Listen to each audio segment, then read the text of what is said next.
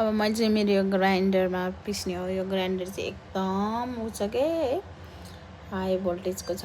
यसले चाहिँ के गर्छ भनेपछि चाहिँ चामलहरू जस्तै गेडागुडीहरू भए पनि जस्तै सार भए पनि मजाले पिसिदिन्छ कि एकैचोटि है। अब मैले यो मसला चाहिँ यहाँ पिस्न जाँदैछ होइन। म चाहिँ यसरी राख्छु क्या चामलहरू। यो तपाईँहरूलाई पनि थाहा होला होइन।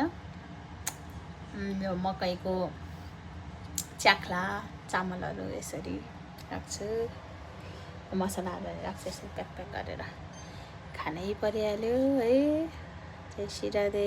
अब म चाहिँ तपाईँहरूलाई चाहिँ अब यो ग्राइन्डरमा पिसेर ओरेर अब कस्तो भयो अब देखाउँछु। अब किनभने अलिकति अघि एकछिन सेलाउन राखेको थिएँ नि त, अनि त्यही भएर है यतिको भयो। अब चाहिँ पिस्ने यसरी अलिअलि त तातै छ होइन। यसरी हालेँ होइन। बाँकी यति छ। भाँडा यहाँ रेडी भइसक्यो। यसरी गरेर ग्राइन्ड गर्छ है। यो अन छ, अन भइसक्यो चाहिँ यहाँ ल अलिअलि गरेर गर्दा नि मिल्छ। त्यसो गरेर अलिअलि गर्दै गर्ने।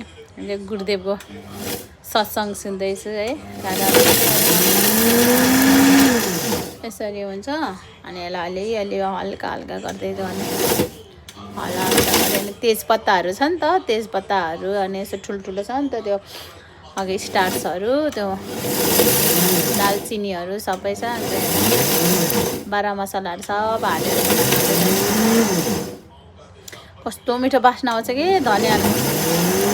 अब होम रेमेडी बनाउनेहरूलाई सबैलाई थाहा हुन्छ नि त कसरी बनाइन्छ भनेर है। हल्का हल्काले गरेर अहिले अलिअलि तात्छ होइन। कसरी तेजपत्ता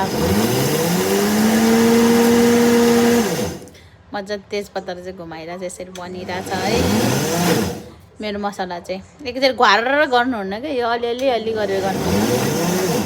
तपाईँहरूले देख्नु भइरहेछ यस्तो यतिको भइसक्यो।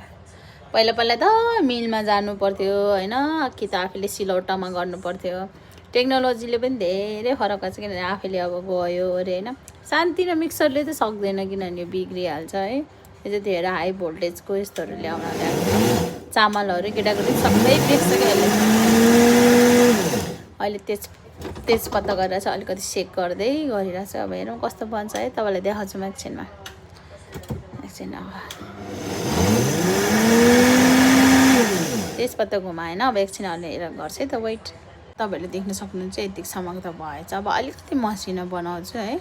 यतिको नै हुन त हुन्छ तर अलिकति तरकारीले बस्दाखेरि केटाकेटी बस्छ भनेर अलिकति मसिनो बनाउँछु। यतिकोसम्मको मेन भएछ है। यतिको भएपछि चाहिँ यो जुन चाहिँ राधा जय श्री त्यहाँदेखि भन्दै जान्छ नि तपाईँहरूलाई।